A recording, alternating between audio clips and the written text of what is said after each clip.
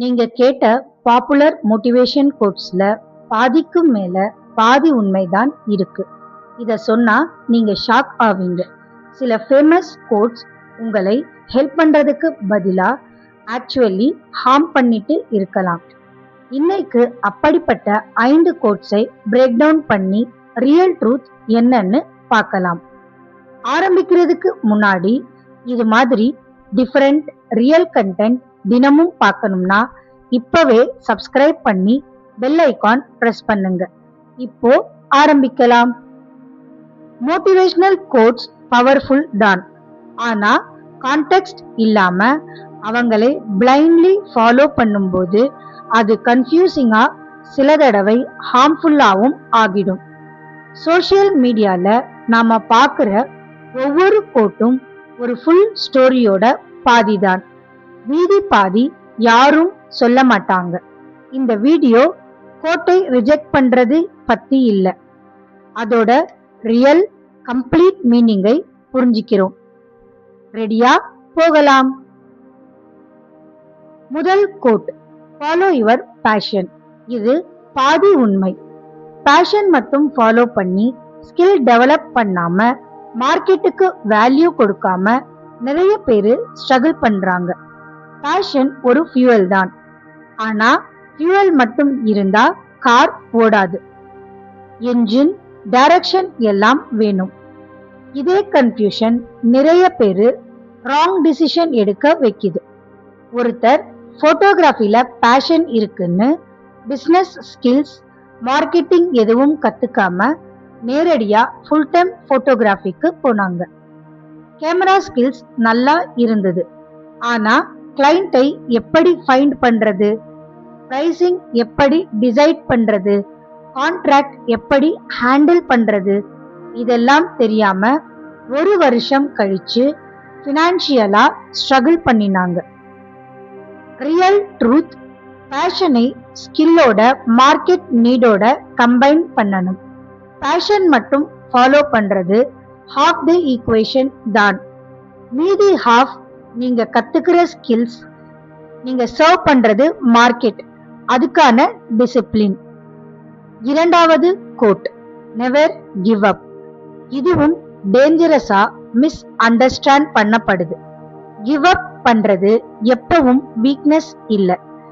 சில தடவை ஒரு தவறான பாதையில கிவ் அப் பண்ணி ஒரு சிறந்த பாதைக்கு ஸ்விட்ச் பண்றது தான் ஸ்மார்ட் டிசிஷன். ஒருத்தர் இயர்ஸா ஒரு பிசினஸ் ஐடியால ஸ்டக் ஆகியிருந்தாங்க. ஏன்னா நெவர் கிவ் அப்பை லிட்ரலா ஃபாலோ பண்ணினாங்க.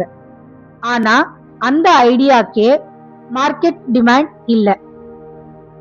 கஸ்டமர் யாரும் அந்த ப்ராடக்ட் வாங்க இன்ட்ரெஸ்ட் காட்டல.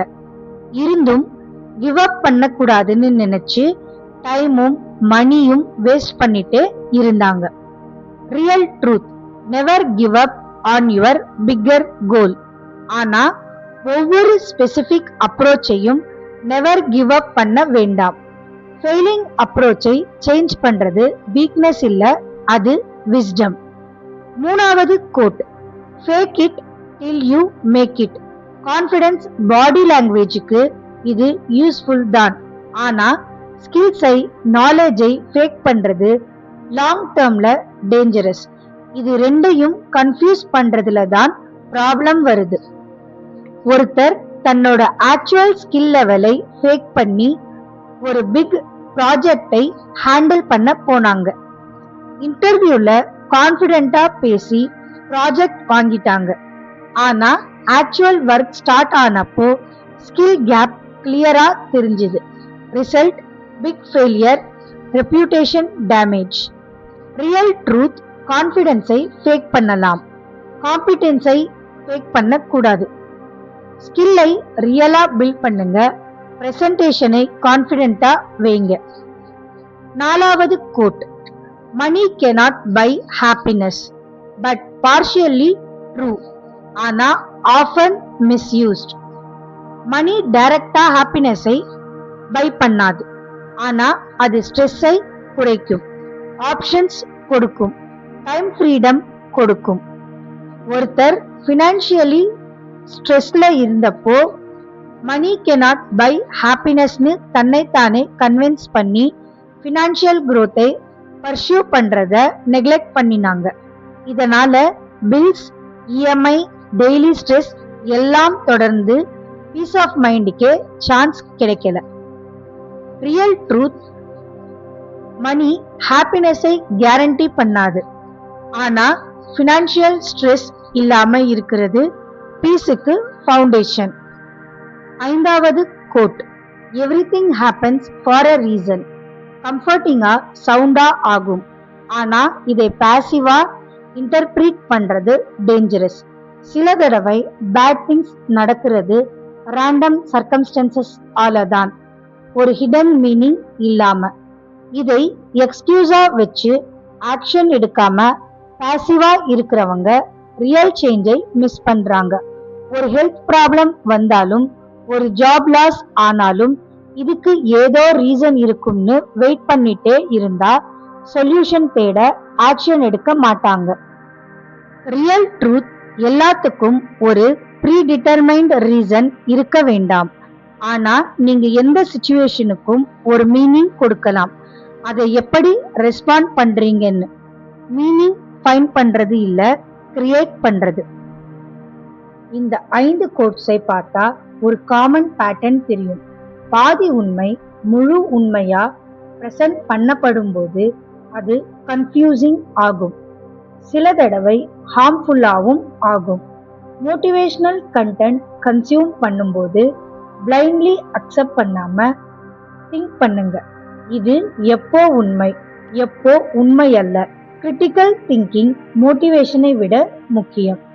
இன்ஸ்டடா என்ன பண்றது?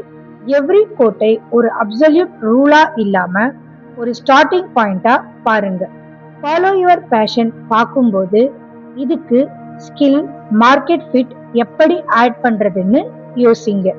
நெவர் கிவ் அப் பார்க்கும்போது எந்த பிக்கர் கோலை நான் ஹோல்ட் பண்ணிக்கணும், எந்த அப்ரோச்சை சேஞ்ச் பண்ணணும்னு டிஃபரன்ஷியேட் பண்ணுங்க. இதுதான் ரியல் growth. கோட்ஸை பாசிவ்லி கன்சியூம் பண்றது இல்லை, ஆக்டிவ்லி கொஸ்டின் பண்றது. ஒரு சிம்பிள் எக்ஸாம்பிள், ஒரு பர்சன் ஃபாலோ யுவர் பேஷன் கோட்டை பிளைண்ட்லி ஃபாலோ பண்ணி ஸ்ட்ரகிள் பண்ணின பிறகு அதே பேஷனை ஒரு ஸ்கில்லோட, ஒரு பிஸ்னஸ் மாடலோட கம்பைன் பண்ணி செகண்ட் டைம் ட்ரை பண்ணி சக்சீட் ஆனாங்க. கோட் தப்பில்லை, அதோட இன்கம்ப்ளீட் அண்டர்ஸ்டாண்டிங் தான் ப்ராப்ளம். இந்த 5ல எந்த கோட் உங்களை சர்ப்ரைஸ் பண்ணுதுன்னு கமெண்ட்ல போடுங்க. நீங்க கேட்ட வேற கோட்ஸ் இருந்தா அதையும் கமெண்ட் பண்ணுங்க. நெக்ஸ்ட் வீடியோல அதையும் கவர் பண்ணலாம். இது மாதிரி டிஃபரெண்ட் ரியல் கண்டென்ட் தினமும் பார்க்கணும்னா விதை தமிழா மோட்டிவேஷனல் சேனல் சப்ஸ்கிரைப் பண்ணி பெல் ஐகான் பிரஸ் பண்ணுங்க. லைக் பண்ணி ஷேர் பண்ணுங்க. அடுத்த வீடியோ வெட்னஸ்டே வரும். நான் விதை தமிழா. நன்றி, வணக்கம்.